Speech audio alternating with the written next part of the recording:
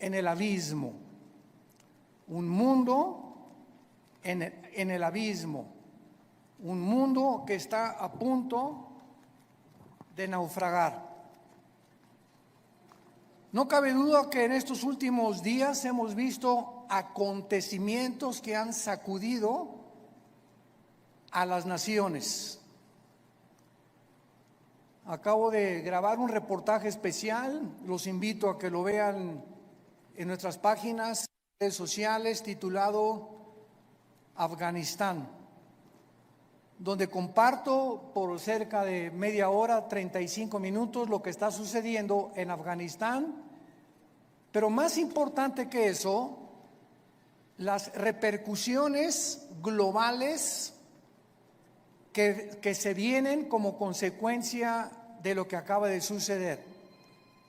Y ustedes pues ponen los medios masivos de comunicación, CNN, Fox News, NBC, etcétera, etcétera, y todos los periódicos y los medios de comunicación seculares o del mundo nos presentan una perspectiva geopolítica, económica, histórica, pero no bíblica.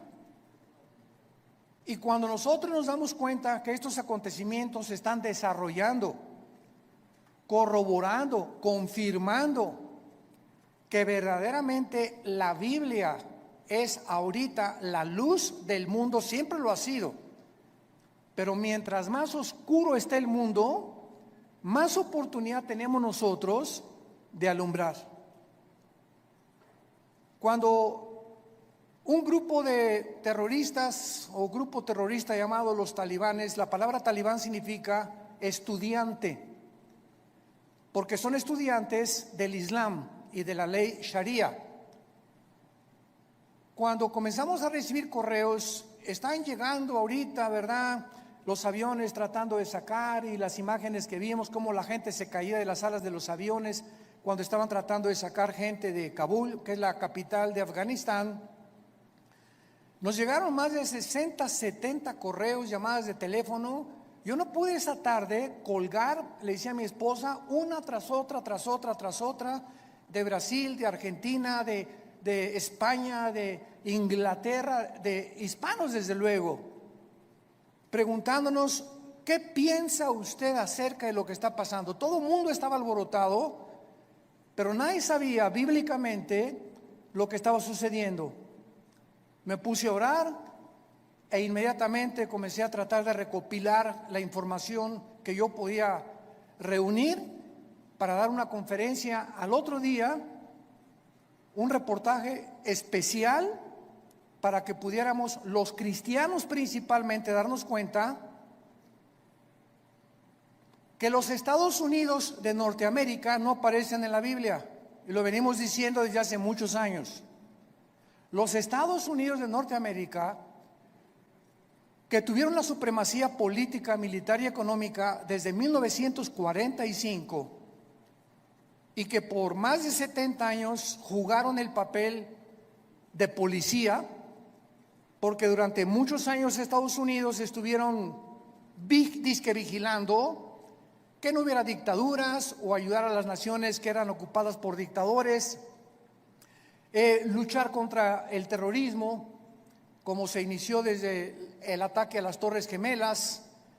El presidente George Bush lanzó un ataque contra 3 naciones que fueron Irán, Irak y Afganistán, porque Afganistán había sido el nido o la cueva de un grupo llamado Al-Qaeda, donde posteriormente capturaron ahí en Islamabad al famoso líder Osama Bin Laden. Y esta guerra contra el terrorismo, ¿verdad?, fue llevada durante los últimos 20 años, y finalmente nos damos cuenta que con la nueva administración actualmente del presidente Joe Biden, los errores tan grandes que han cometido ha hecho que ahora, con la actuación que Estados Unidos tuvo, le llaman ahora un tigre de papel. Estados Unidos ya no es la nación que era. Ahora China ya sabe que puede invadir Taiwán. Ahora Irán ya sabe que pueden continuar con las centrifugadoras produciendo el uranio 35 para fabricar la bomba atómica. Ahora Irán ya sabe que lo puede hacer. Ahora Corea del Norte ya sabe que no tiene ningún impedimento para someter a Corea del Sur. Y ahora Turquía también ya sabe, a través del presidente Erdogan, que pueden levantarse para la reconstrucción de Afganistán, y el presidente de Turquía se ha autonombrado el líder mundial del Islam. Lo más interesante de todo lo que está sucediendo ahorita en el mundo, que vamos a desarrollarlo brevemente, es que estas cuatro naciones, China nunca ha dejado de tener relaciones cordiales con los talibanes, nunca. Pero lo más interesante de esto, bíblicamente, porque es lo que nos interesa, y lo que solamente los cristianos lo sabemos, es que son las cuatro naciones que se mencionan en Ezequiel 38 y 39, en la próxima invasión contra Israel. Y ahora Israel, el patito feo, ha quedado por primera vez, desde 1948, que volvieron otra vez a revivir nacionalmente la nación de Israel, ya no tiene quien los defienda. Han quedado vulnerables. Y también los Estados Unidos de Norteamérica han quedado vulnerables. Porque si Estados Unidos no aparece en las profecías bíblicas, y en esta invasión del capítulo 38 de Ezequiel no aparece tampoco, significa o que iba a caer económicamente, o que iba a comenzar a corromperse interiormente, como dijo Abraham Lincoln. Estados Unidos no va a caer fuera por sus enemigos. Si Estados Unidos cae es porque se corrompió internamente. Y esto nos da un panorama maravilloso para saber que los cascos de los jinetes del Apocalipsis ya se escuchan en el cielo. La voz del novio ya la escuchamos, que dice: prepárate, prepárate, prepárate. Y todos ustedes que nos escuchan, que no tienen la seguridad de la salvación a través de la predicación del evangelio de la gracia de Jesucristo, prepárate para encontrarte con Dios. Porque así como los talibanes creían que en 2 meses las tropas norteamericanas iban a salir, y cuando descubren que Estados Unidos viola el pacto con el presidente Ghani y con los talibanes, de que no era verdad lo que el expresidente Trump firmó, les tomó 48 horas, 2 días les tomó apoderarse de toda una nación, sin que nadie chistara ni nadie dijera pío. Y se quedaron ahí en Afganistán más de 2,000 vehículos blindados, helicópteros Black Hawk, que son los más modernos para la guerra, más de 50 aviones, fusiles de largo alcance, de mira telescópica, lanzagranadas, millones de municiones. Y ahora este grupo se convierte en el grupo terrorista mejor armado y más peligroso del mundo entero. El mundo queda automáticamente bajo una gran amenaza. Pero estas 4 naciones, China, Rusia, Irán e Irak, forman parte de la invasión en Ezequiel 38. Esto es impresionante, es increíble. Y son las 4 naciones que están apoyando ahorita a los talibanes y que mantienen relaciones con ellos y los van a seguir defendiendo. Y por eso todos los que se consideraban que si no actuaban como China, no pueden entrar a Taiwán porque la flota norteamericana, ahora ya no, ahora ya pueden atacar a Taiwán. Irán, pues no podemos darle velocidad a la fabricación de las bombas atómicas porque Estados Unidos se nos puede echar encima. Ahora ya tienen la bandera libre para continuar produciendo armas nucleares. Y así, todas las naciones que tenían algún temor de que Estados Unidos reaccionara y mandara a sus soldados, se perdió completamente. El mundo ha quedado vulnerable. Ahora sus Biblias, en el capítulo 24 del libro de Isaías. Ojalá que todos hayan traído su Biblia. En los tiempos que vivimos, si tú no tomas en serio a Dios y sigues viniendo a la iglesia sin la Biblia, eres un cristiano de papel. A menos que ahorita en el metro se te cayó y lo olvidaste, que solo Dios lo sabe. Pero ya no podemos seguir siendo cristianos de papel, de pacotilla, de oídos, y profesando por afuera sin darle la importancia a Dios que Él nos pide que le demos a este libro sagrado, que es la única luz que tenemos actualmente. El pasaje que voy a leer en Isaías 24 se escribió hace más de 2500 años.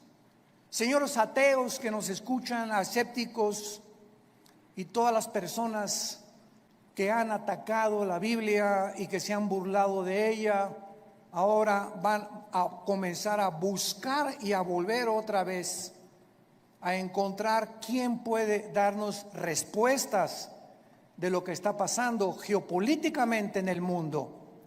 Y en este pasaje, escrito hace más de 2500 años, se describe cómo va a acabar el mundo.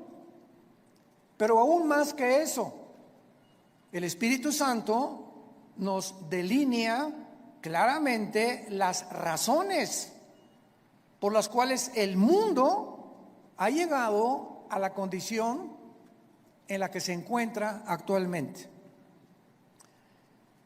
Dice así: he aquí que Jehová vacía la tierra y la desnuda, y trastorna su faz, y hace esparcir a sus moradores. Y sucederá, así como al pueblo, también al sacerdote, como al siervo, así a su amo, como a la criada, a su ama, como al que compra, al que vende, como al que presta, al que toma prestado, como al que da al logro, así al que lo recibe. La tierra será enteramente vaciada, completamente saqueada, porque Jehová ha pronunciado esta palabra: se destruyó, cayó la tierra, enfermó. Cayó el mundo, enfermaron los altos pueblos de la tierra, y la tierra se contaminó bajo sus moradores porque, número 1, traspasaron las leyes. Número 2, falsearon el derecho. Y número 3, quebrantaron el pacto sempiterno. Por esta causa, la maldición consumió la tierra y sus moradores fueron asolados. Por esta causa fueron consumidos los habitantes de la tierra y disminuyeron los hombres. Se perdió el vino, enfermó la vid, gimieron todos los que eran alegres de corazón. Cesó el regocijo de los panderos, se acabó el estruendo de los que se alegran, cesó la alegría del arpa. No beberán vino con cantar, la sidra les será amarga a los que la bebieren. Quebrantada está la ciudad por la vanidad, toda casa se ha cerrado, para que no entre nadie. Esta escritura ha sido llamada el Apocalipsis de Isaías, porque después de que Isaías profetiza en este libro el juicio contra 11 naciones, el Señor ahora anuncia el juicio final contra el mundo entero. Ya el Señor Jesucristo había anunciado, Mateo 24:21, porque habrá gran tribulación en el mundo como nunca jamás la ha habido antes.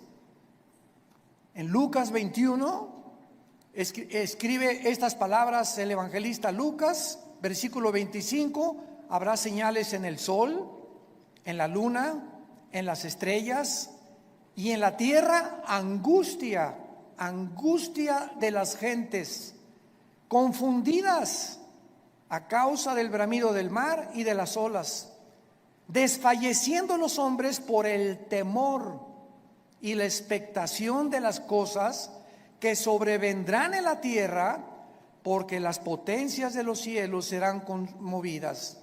Versículo 34: miren también por ustedes mismos, que vuestros corazones no se carguen de glotonería, embriaguez y de los afanes de la vida, y venga de repente sobre vosotros aquel día, porque como un lazo vendrá sobre todos los que habitan sobre la faz de toda la tierra. Velad pues en todo tiempo, orando que seáis tenidos por dignos de escapar de todas estas cosas que vendrán y de estar en pie delante del Hijo del Hombre. Regresando al pasaje de Isaías, encontramos en los primeros 4 versículos 3 puntos importantes acerca del juicio de Dios. En primer lugar, dice el versículo 1: he aquí que Jehová vacía la tierra y la desnuda, la trastorna y hace esparcir a sus moradores. En primer lugar, encontramos que va a ser Dios y su Hijo Jesucristo, como lo vamos a ver a continuación, los agentes que van a juzgar al mundo. Esto es absolutamente obvio y lógico, ya que Dios es imposible que juzgue a alguien que no merece. Es imposible que Dios mande una maldición sin que los que reciban la maldición se hayan hecho merecedores de lo que recibieron. Porque todo lo que sembramos, todas las decisiones que tú has tomado en tu vida, todas las cosas que has decidido en tu vida, tienen consecuencias, para bien o para mal. Si te casaste equivocadamente, si compraste un vehículo equivocadamente, si hiciste un gasto equivocadamente de dinero, no le eches nunca la culpa a Dios. Somos personas, individuos responsables moralmente de nuestras acciones. Y por esta responsabilidad y esta libertad y libre albedrío que tenemos para hacernos merecedores que lo que sembramos tenemos que recoger, tenemos que formar y normar nuestra vida de aquí en adelante. Dice la Biblia en Hechos capítulo 17, versículo 30 al 31, lo mismo. Veamos cómo los apóstoles anuncian quién va a juzgar al mundo. Pero Dios, Hechos 17, versículo 30, pero Dios, habiendo pasado por alto los tiempos de esta ignorancia, ahora manda a todos los hombres en todo lugar que se arrepientan, por cuanto ha establecido un día en el cual juzgará al mundo con justicia por aquel varón, o sea Jesucristo, a quien designó, dando a todos fe por haberle levantado de los muertos. Y el apóstol Pablo, en su segunda carta a Timoteo, capítulo 4, versículo 1, le dice a Timoteo: te encarezco delante de Dios y del Señor Jesucristo, que juzgará a los vivos y a los muertos en su manifestación y en su reino. Entonces, lo primero que el Espíritu Santo resalta es que va a ser Dios el Padre y su Hijo Jesucristo los que se van a encargar de juzgarte. Y en ese día, si ahorita tienes excusas de ser como tú eres, en ese día no las tendrás. Y así como estamos viendo con qué rapidez cambió el mundo en 1 año y medio, desde que comenzó esta famosa pandemia, todo ha cambiado. La moral, la conducta, la economía, la política, los medios de salud. En menos de 1 año el mundo ha sido trastornado completamente. En 48 horas un grupo terrorista se enfrenta al ejército más poderoso del mundo y los hace huir. En 48 horas sin disparar una sola bala. Y así está pasando todo en el mundo, nos está agarrando a todos desprevenidos. La semana que entra, ¿qué vamos a escuchar? Mañana, ¿qué vamos a escuchar en las noticias? Y tal vez la próxima noticia para ti es que te quedan 3 días de vida, te queda 1 semana de vida, te queda 1 mes de vida y no lo sabías, ni te lo imaginabas. Dice la Biblia, prepárate para encontrarte con tu Dios. Viene el juicio, viene el día del juicio al mundo. Tenemos que reaccionar y tenemos que arrebatar del fuego a nuestra familia, a nuestros amigos, y ahora más que nunca tener convicciones. Tenemos que ser cristianos de convicciones. Si tú no tienes convicciones de la santidad y de la forma que debes de vivir, el mundo te va a jalar. Porque la presión, como el imán, es más fuerte lo que te jala que lo que te sostiene. Y lo único que nos sostiene es la fe en este libro, es la obediencia a la palabra de Dios. Prepárense para que sean tomados por dignos de escapar todas estas cosas. Regresamos a Isaías y en el versículo 2 encontramos en segundo lugar que será un juicio universal. Sucederá al pueblo como al sacerdote, al siervo como al amo, a la criada como al ama, al que compra, al que vende, o sea, todas las clases sociales, porque Dios no tiene consentidos, ni Dios hace acepción de personas. Dios juzga a indígenas, a ricos, a reyes, a políticos, a educados, a no educados. Dios juzgará a todos los seres humanos salvajes, mayas, tlaxcaltecas, egipcios, babilonios, etcétera, etcétera. Dios juzgará a todos los seres humanos que descendemos desde Adán hasta nuestros días.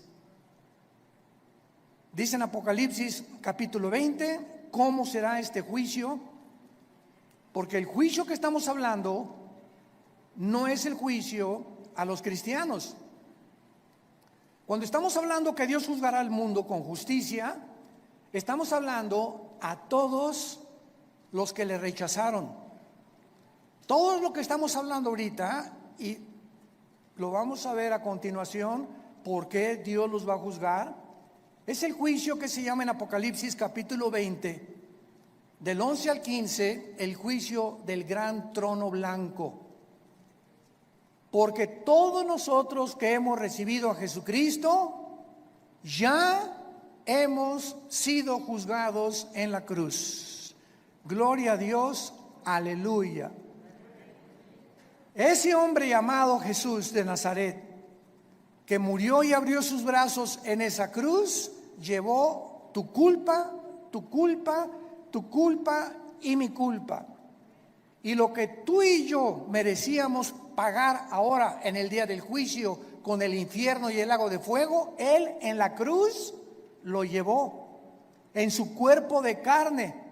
El que no conoció pecado, por nosotros se hizo pecado, para que nosotros, pecadores, inmundos, cochinos, sucios, fuésemos hechos la justicia de Dios en Él. Y Dios muestra su amor para con nosotros en que, siendo pecadores y en la condición en la que yo me encontraba hace 46 años que yo recibí a Cristo, y en la condición en la que tú te encontrabas, así de cochinos y de sucios, sin ninguna esperanza, Dios me dice que me amaba. y que me aceptaba si aceptaba yo el sacrificio de su Hijo en la cruz, y que desde ese momento borraba todos mis pecados del pasado, pero como si jamás los hubiera yo cometido. Esto se llama gracia, porque no lo merecíamos. ¿Qué es la gracia? Un favor que no merecemos. Hace algunos años, en la década de los 80s, íbamos cada 15 días a Santa Marta, Catitla, a la penitenciaría de los hombres y también a la cárcel de mujeres. En aquel tiempo estaba de jefe de la policía el general Arturo Durazo. Dios nos dio gracia con él y me recogían en un patio en helicóptero y me llevaban a Santa Marta, Catitla. Ahí aterrizaba yo con un helicóptero de la policía y juntaban a todos los presos para que les predicáramos el evangelio. Imagínense nada más la gracia que Dios nos dio. Y una vez se acerca después del mensaje un preso llorando y me dice: oiga, pastor, ¿usted cree que Dios me pueda perdonar? Yo había predicado sobre el hijo pródigo en esa tarde, eran como las 5:30, 6 de la tarde. Y le dije: ¿por qué? Me dice: porque he matado a 28 personas. Pero quiero decirle que estoy aquí en la cárcel no por las 27 asesinatos que cometí antes, sino porque me mandaron de un estado a la Ciudad de México a matar otro recadito que me encargaron, porque yo era matón a cuenta, y en el periférico saqué la 38 y maté a esa persona que me encargaron matar, y la policía me agarró, y estoy aquí por un crimen para pagar 15 años, pero yo debo 27 vidas más. ¿Y saben lo que le contesté? La sangre de Cristo perdona todos tus pecados. Él no lo podía creer. Quiere decir que si yo acepto a Cristo ahorita y lo reconozco como mi Salvador, todos esos crímenes no voy a pagar por ellos. Y le dije: amén. Y otro que estaba atrás dice: ay, sí, ¿verdad? Qué bueno, ahora sí de repente. Y le dije: porque es gracia. Esa es la gracia, ese es el mensaje del evangelio, de la gracia de Dios, que Dios te perdona siendo inmundo y pecador. Porque nadie merece irse al cielo, nadie merece el perdón. Dios nos lo da en su amor en la cruz. Esta palabra gracia no aparece en ninguna religión. En ninguna religión. Y hay cristianos que todavía no han entendido el significado de la palabra: por gracia somos salvos por medio de la fe. Es la fe la que nos da la gracia de Dios. El creer lo que Él hizo en la cruz nos hace, nos abre para que Dios tenga a favor de nosotros, se compadezca de nosotros y nos regale el amor de su Hijo Jesucristo. ¿Qué mensaje tan glorioso tenemos? Yo quiero decirte a ti que nos estás viendo por la televisión y ustedes que están aquí presentes. Me puedes decir: yo he abortado 8 niños, llevo 3 divorcios, he matado, he adulterado, he hecho aquello. Si tú recibes a Cristo, Dios te perdona. Y en este día del juicio tú no estarás presente, porque Él pagó por ti y por mí. Y por eso vivimos tan agradecidos, humillados, después de lo que Él hizo en nuestro lugar en esa cruz. Dice Apocalipsis 20, versículo 11, hablando del trono donde estarán todos los que rechazaron este regalo de Dios. Vi un gran trono blanco y al que estaba sentado en él, de delante del cual huyeron la tierra y el cielo, y ningún lugar se encontró para ellos. Esto nos habla que este juicio será después del milenio, porque los que estén en este juicio van a ver cómo desaparece la tierra y los cielos. Y después de este juicio, Dios hará nuevos cielos y nueva tierra. Entonces, este juicio será hasta después de los 1000 años o del reino mesiánico que Jesucristo le prometió a los profetas. Y dice el versículo 12 que Juan el apóstol, que escribe esto, vi a los muertos, grandes y pequeños, de pie y los libros fueron abiertos. Y otro libro fue abierto, el cual es el libro de la vida. Y fueron juzgados los muertos por las cosas que estaban escritas en los libros según sus obras. Vemos que Juan nos dice que cuando Dios abrió los libros, todos los seres humanos que estaban enfrente del trono de Dios estaban parados. No había nadie de rodillas, todos de pie. ¿Por qué? Porque en ese momento se acabó la misericordia.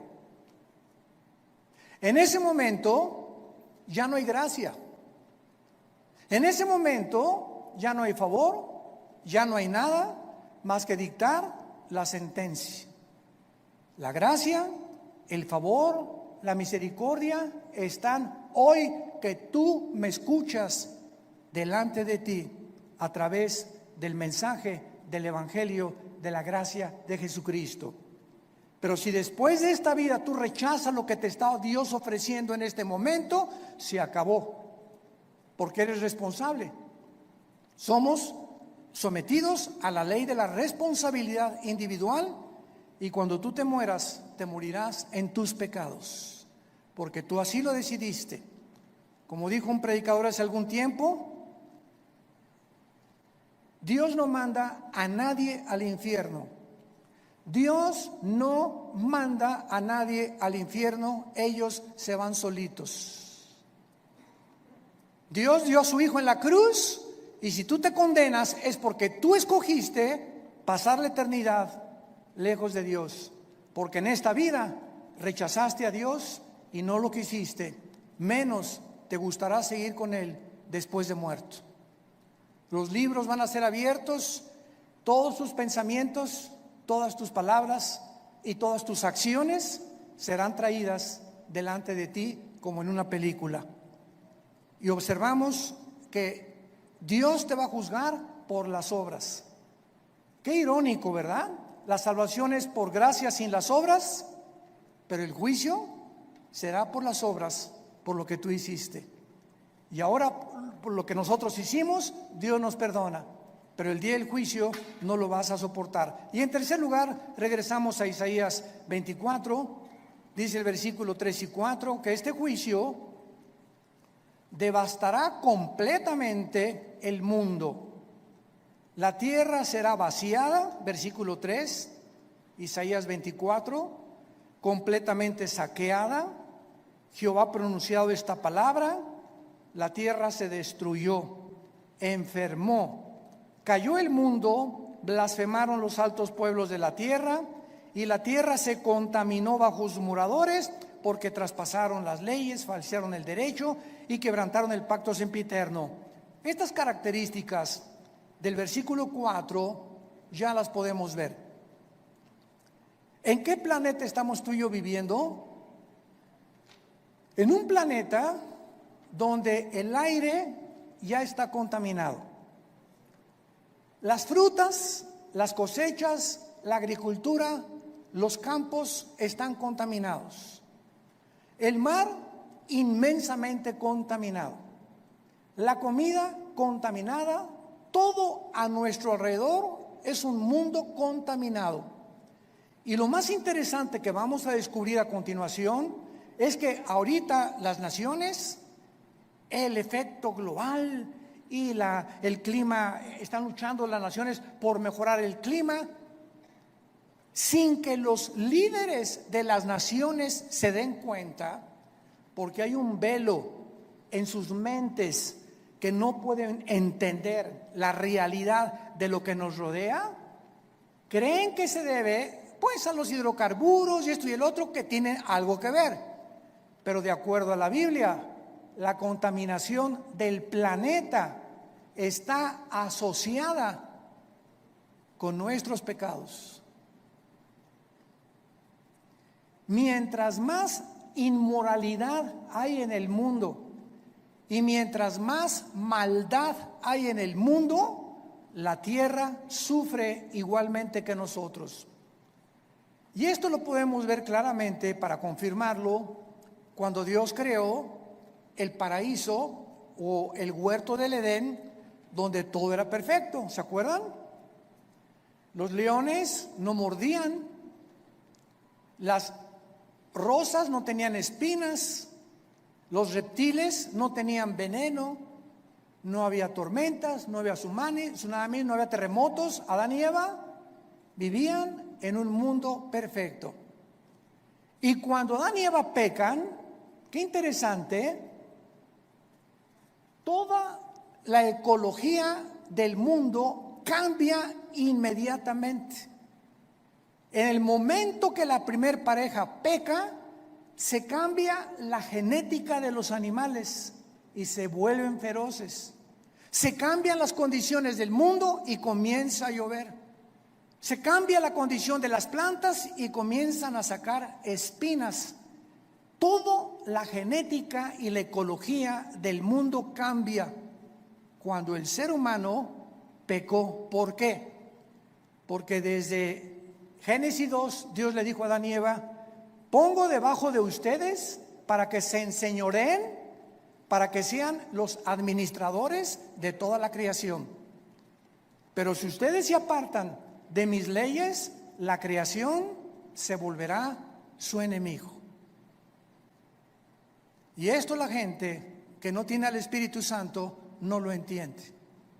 Y lo atribuyen a problemas de gases, hidrocarburos, y no hay absolutamente ninguna solución para cambiar ahora un mundo en crisis, un mundo que se encuentra en el abismo.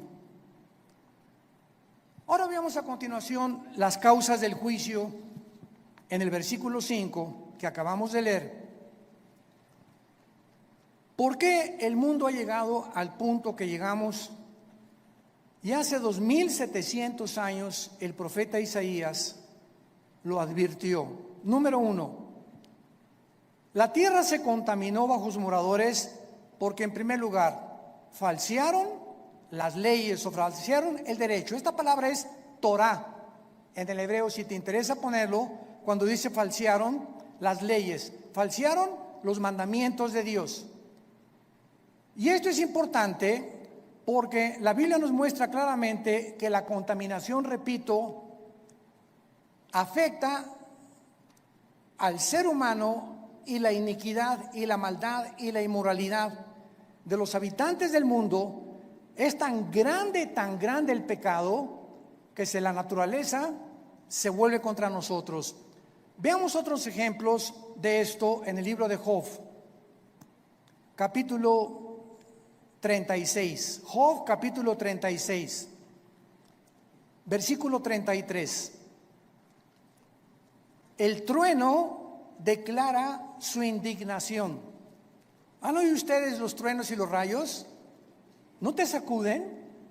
Mi esposa, cuando truena, a ella me encanta que truene, porque sé que no me va a pasar nada. Y mi esposa sale corriendo y ay, está lloviendo. Y digo, pues aquí, mira, más cerquita aquí conmigo, y aquí la apapacho. Pero cuando truena nos ponemos así, ¿verdad? Porque se oye una cosa esplendorosa.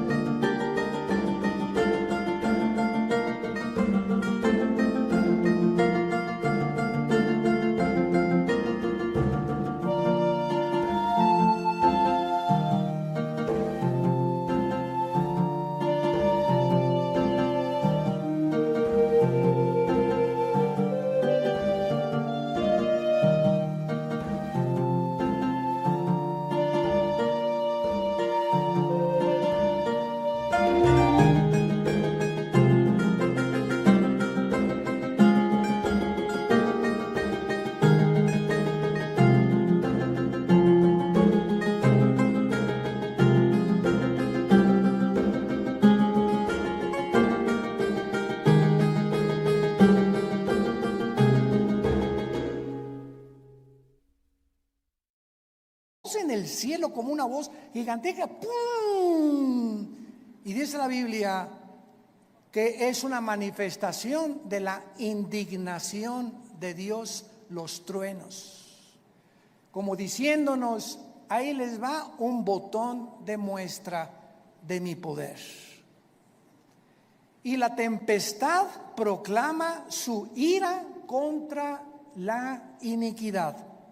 ¿Se dan cuenta? Como todo lo podemos respaldar bíblicamente. Ahora capítulo 37 de Job, versículo 12 y 13. Asimismo, por sus designios se revuelven las nubes en derredor, para hacer sobre la faz del mundo, en la tierra, lo que Él les mande. Unas veces por azote, otras por causa de la tierra, otras por misericordia las hará venir. Nos damos cuenta que las lluvias es una misericordia de Dios, mas no las inundaciones.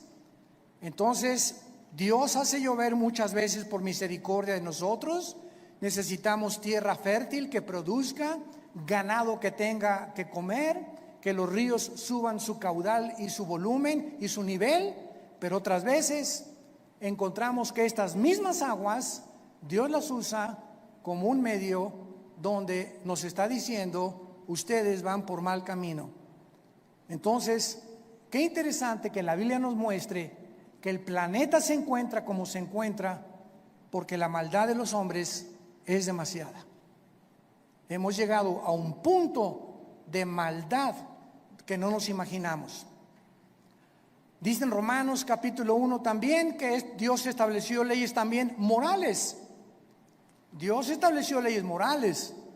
Cuando creó el mundo, Dios primero hizo las leyes de la gravitación, las leyes del electromagnetismo y las leyes nucleares.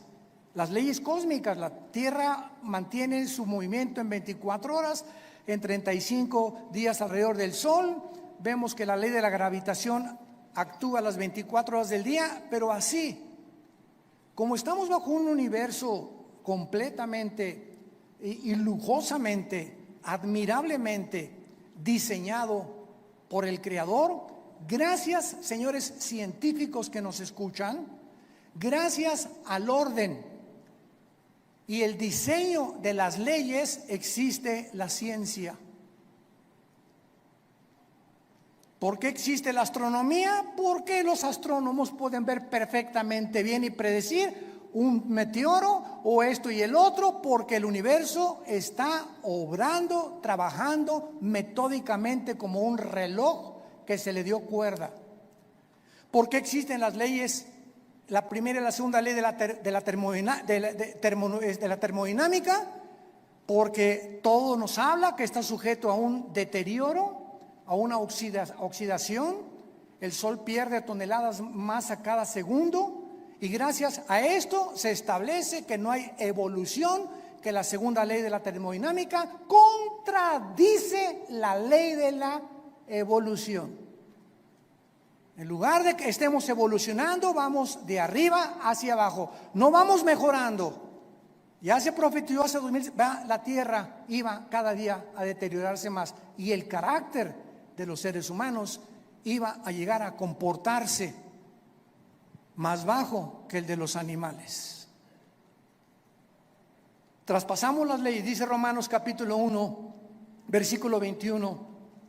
Pues habiendo conocido a Dios, no le glorificaron como a Dios, ni le dieron gracias, sino que se envanecieron en sus razonamientos, y su necio corazón fue entenebrecido. Profesando ser sabios, se hicieron necios, y cambiaron la gloria de Dios incorruptible en semejanza de imagen de hombre corruptible, de aves, de cuadrúpedos y de reptiles, por lo cual Dios los entregó a la inmundicia en la concupiscencia de sus corazones, de modo que deshonraron entre sí sus propios cuerpos, cambiaron la verdad de Dios por la mentira, honrando y dando culto a las criaturas antes que al Creador, el cual es bendito por los siglos. Por esto Dios los entregó a pasiones vergonzosas.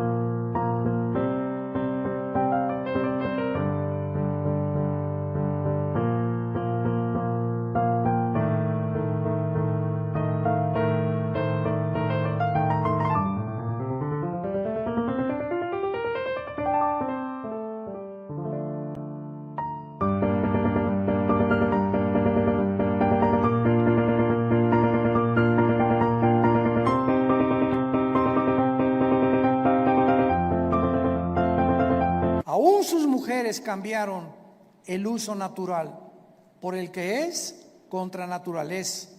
Y los hombres igualmente, dejando el uso natural de la mujer, se encendieron en su lascivia unos con otros, cometiendo hechos vergonzosos hombres con hombres y recibiendo en sí mismos la retribución debida a su extravío. Acabo de leer un artículo de uno de los más grandes y prestigiados psiquiatras del siglo XXI, aseverando la siguiente declaración: el 70% de las personas transgénero se quitan la vida.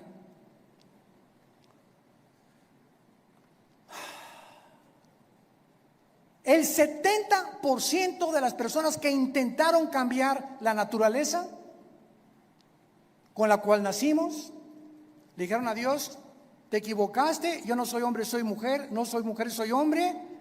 Finalmente, cuando hacen la operación y la cirugía para cambiarse el sexo, en su alma son como Dios los creó. Y comienza una lucha interna: ¿soy o no soy? ¿O qué soy? Y la confusión y el conflicto mental llega al grado que prefieren quitarse la vida.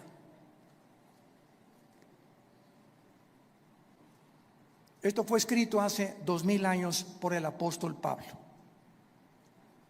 Dejando el uso natural, la biología, las leyes de la naturaleza, no hay más que hombre y mujer. No hay 3 sexos, no hay 4, no hay 5. Eres varón o eres hembra.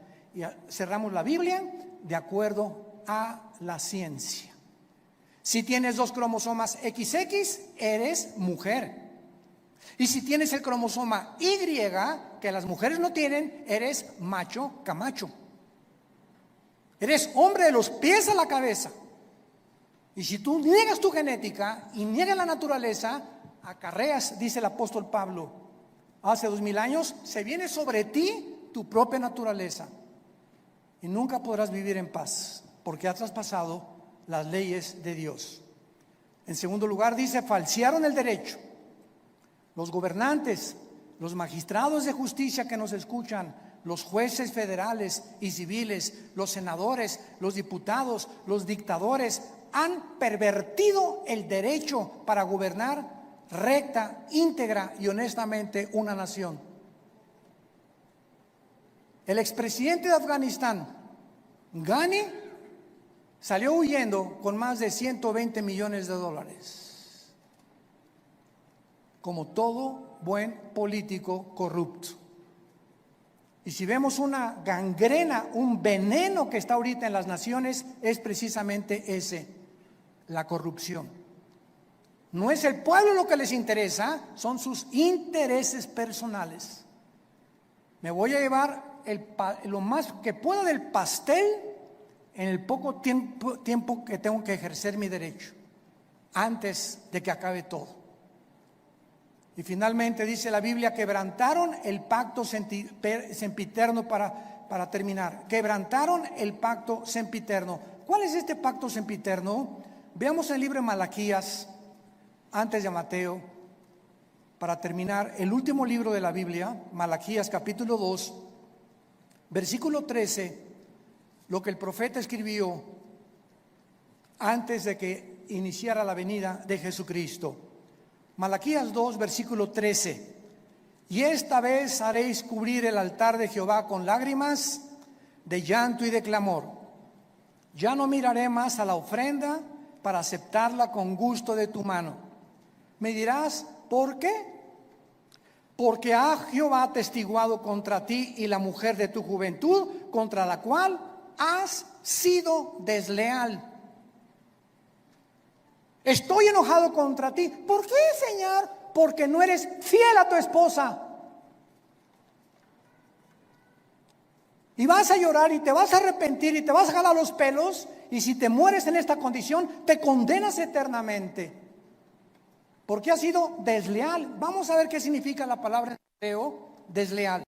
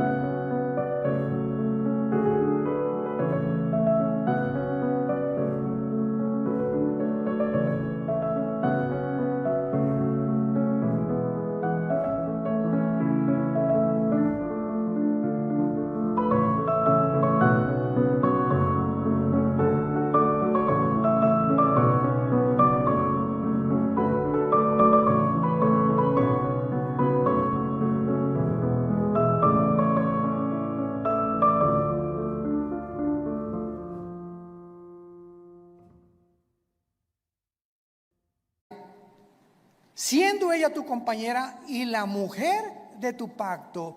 ¿Cuál es el pacto que menciona Isaías que acabamos de mencionar? Sempiterno, el primer pacto que Dios estableció antes de cualquier institución humana, de los colegios y de los gobiernos. Se llama el pacto inquebrantable del matrimonio. A los que les interese, la palabra desleal en el hebreo es la palabra bagad, con B de bueno, A de Armando, G de Gárgara, H, A de Armando, D de David. Bagad. Escuchen lo que significa ser desleal. Actuar encubiertamente, hipócritamente, fraudulentamente o secretamente, encubrir, tapar, engañar y decir cosas que no sentimos. Cuando tú te volteas a tu esposa y dices te amo, solo Dios sabe que le estás diciendo que verdaderamente le amas. Y cuando tú le dices a tu esposa te amo y atrás de ti tienes tu amante, estás encubriendo, eres un hipócrita, estás falseando completamente y Dios te está escuchando. Y eso Dios lo tiene que castigar. Dios tiene que juzgar la deslealtad, la hipocresía que podamos tener en el matrimonio.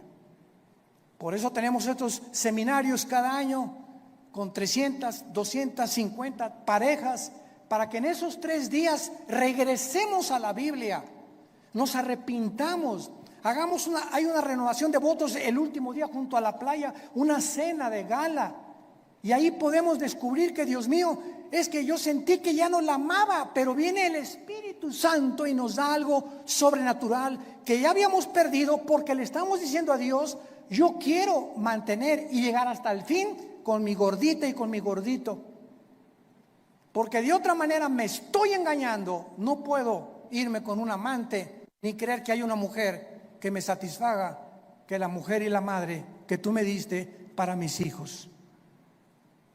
El mundo está enfermo, tenemos que reaccionar, y en esta tarde les pido a todos ustedes que se arrepientan de sus pecados. Si hay alguna área en la que el Espíritu Santo te ha hablado, arrepiéntete hoy, porque por esa puerta no entraste en esta mañana por coincidencia. Dios te ama, Dios te ama, Dios te ama, y Él no quiere que salgas por esta puerta como entraste esta mañana. Tú no sabes si ahorita te atropella un coche, no sabes si te da un ataque al corazón, no sabes si te da una embolia cerebral mañana, o si pasado mañana el doctor te dice, las placas no mienten, don Pancho, usted tiene cáncer y tiene 3 meses para vivir. Dios quiere que tú vengas a la cruz a perdonar tus pecados y a que arregles tus cuentas de una vez por todas con su Hijo Jesucristo. Oremos. Te damos gracias, Señor, por tu palabra, porque de tal manera nos amas que nos has dado a tu Hijo Jesucristo, para que cualquiera,